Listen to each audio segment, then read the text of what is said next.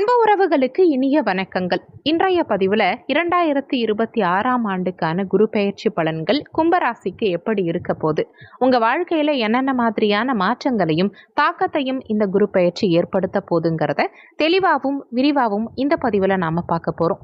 வீடியோவை முழுமையாக பார்க்கறதுக்கு முன்னாடி நீங்கள் நம்ம சேனலை இப்போ தான் புதுசாக பார்க்குறவங்களா இருந்தால் மறக்காமல் சேனலை சப்ஸ்கிரைப் பண்ணிக்கோங்க.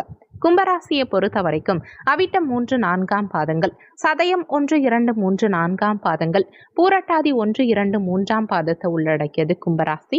கும்பராசிக்கு அதிபதி சனி பகவான். குரு பெயர்ச்சி நிகழும் தேதியை பொறுத்த வரைக்கும் திருக்கணித பஞ்சாங்கப்படி ஜூன் 2, 2026 செவ்வாய்க்கிழமை அன்னைக்கும், வாக்கிய பஞ்சாங்கப்படி மே 26, 2026 செவ்வாய்க்கிழமை அன்னைக்கும் குரு பெயர்ச்சி நிகழ இருக்கு.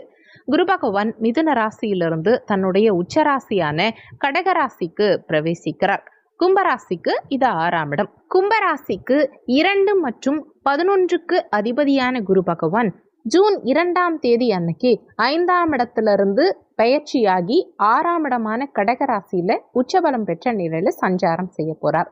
6ஆம் இடம்ங்கிறது மறைவு ஸ்தானமா இருந்தாலும் அங்க அவர் உச்சம் பெறுவதனால பல விசேஷ மாற்றங்களும் நிச்சயமா கும்பராசி அன்பர்களுக்கு நிகழும். ஜூன் 1ஆம் தேதிக்கு பிறகு சொந்த ஊரை விட்டு வெளியூர், வெளி மாநிலம் அல்லது வெளிநாடு செல்லும் வாய்ப்புகள் பிரகாசமா இருக்கு. நீங்க இடமாற்றம் அடைஞ்சிட்டா, ஒன்ஸ் உங்களுக்கு இடமாற்றம் ஆயிட்டா வருமானம் அதிகரிக்க ஆரம்பிக்கும். வெளிநாடு செல்ல முயற்சிக்கிறவங்களுக்கு சாதகமான முடிவுகள் கிடைக்கும். சொந்த ஊரில் இருக்கிறத விட வெளியூர் பயணங்கள் உங்களுக்கு அதீத வளர்ச்சியை கொடுக்கும். வேலை இல்லாம இருக்கவங்களுக்கு ஜூன் மாதத்துக்கு பிறகு நல்ல வேலை வாய்ப்புகள் தேடி வரும். நீண்ட நாள் எதிர்பார்த்த அரசு உத்தியோகம் அல்லது தனியார் துறை வேலைகளும் கிடைக்கிறதுக்கு வாய்ப்புகள் உண்டு.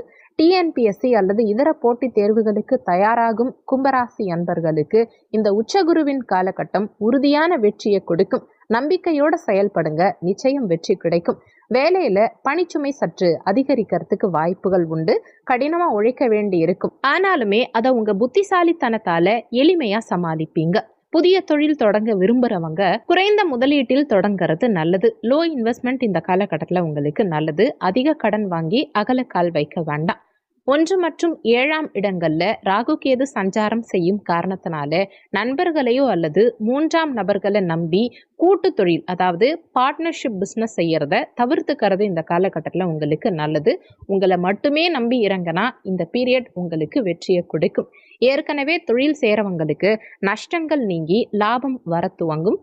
தொழிலுக்காக வாங்கிய கடன்களை திரும்ப செலுத்தும் சூழல் உண்டாகும். 2ஆம் இடத்தை, அதாவது தன குடும்ப வாக்குஸ்தானாதிபதியான குரு உச்சமா இருந்து தனஸ்தானத்தையே பார்க்கும் காரணத்தினால குடும்ப ஆதரவு உங்களுக்கு இந்த காலகட்டத்தில் கிடைக்கும். இருந்தாலும் பேச்சில் நிதானம் அவசியம் தேவை. யார்கிட்டையும் பொருளாதார ரீதியான வாக்குறுதிகளை கொடுக்காதீங்க. திருமண முயற்சிகளில் சற்று வேகம் குறையலாம். வாழ்க்கை துணையோட சிறு சிறு கருத்து வேறுபாடுகள் வந்து போறதுக்கு வாய்ப்புகள் இருக்கிறதுனால ஒருவரையொருவர் அனுசரித்து செல்வது நல்லது. செப்டம்பர் 2026க்கு பிறகு திருமண முயற்சிகள் உங்களுக்கு நற்பலன்களை கொடுக்கும். ஆரோக்கியத்தை பொறுத்த வரைக்கும் கடந்த சில ஆண்டுகளா இருந்த தூக்கமின்மை சார்ந்த பிரச்சனைகள் நீங்கி இப்போ உங்களுக்கு நல்ல தூக்கமும் மன அமைதியும் கிடைக்கும்.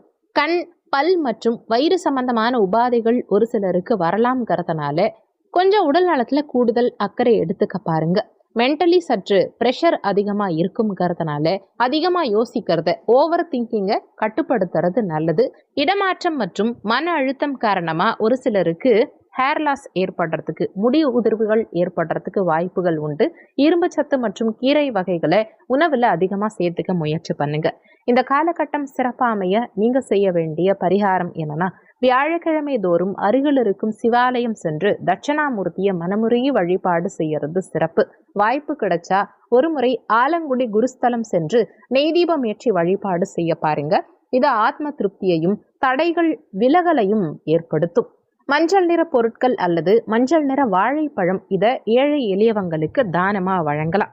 ஏழை எளிய மாணவ மாணவிகளுக்கு புத்தகம், நோட்டு, பேனா இந்த மாதிரி கல்வி சார்ந்த உபகரணங்கள் வாங்கி தருவது மிகச்சிறந்த பரிகாரமா இருக்கும். யாருக்கும் ஜாமீன் கையெழுத்து மட்டும் போடாதீங்க. யாருக்காகவும் கடன் வாங்கி தராதீங்க. அது தேவையில்லாத கெட்ட பெயரை உங்களுக்கு உருவாக்கும்ங்கிறத மனசுல வச்சுக்கணும். முக்கியமான விஷயம், வீடியோல சொல்லியிருக்கக்கூடிய பலன்கள் கோச்சார ரீதியிலான பலன்கள். கோச்சார பலன்கள் யாரா இருந்தாலும் வெறும் 20% தான் வேலை செய்யும். மற்றபடி 80% உங்க சுயஜாதகப்படி தான் வாழ்க்கையில நிறைய விஷயங்கள் நடக்கும்ங்கிறத மனசுல வச்சுக்கணும். சுயஜாதகத்துல இப்போ உங்களுக்கு என்ன தசாபுத்தி நடக்குது, தசாநாதனும் புத்திநாதனும் எந்த நிலையில சஞ்சாரம் செய்றாங்கங்கிறத பொறுத்து உங்க வாழ்க்கையில நடக்கிற நிறைய விஷயங்கள் மாறுபடும். சுயஜாதகம் பார்க்க நினைக்கிறவங்க ஜாதகம் பார்க்கன்னு கொடுத்திருக்க வாட்ஸ்அப் நம்பருக்கு வாட்ஸ்அப் பண்ணுங்க.